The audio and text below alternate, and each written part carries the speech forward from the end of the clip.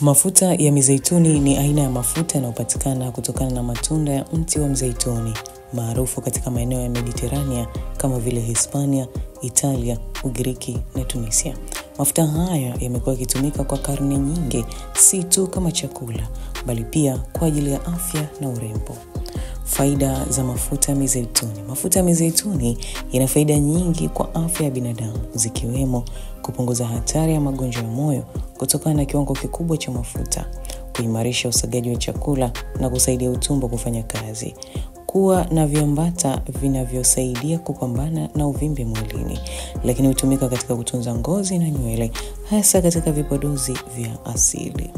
Mafuta ya mizeituni hutumika katika kupikia, hasa kwa kuchovya mkate, kupikia mboga, salad na hata kuoka. Aidha, hutumika kwa matumizi ya nje kama kupaka kwenye ngozi, nywele na hata kwa ajili ya matibabu ya jadi.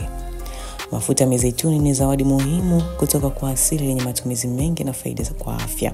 Kwa wale wanaojali lishe bora na maisha yenye afya, mafuta haya ni chaguo bora la kuzingatia katika mlo wa kila siku. Mimi ni Jacqueline Martin.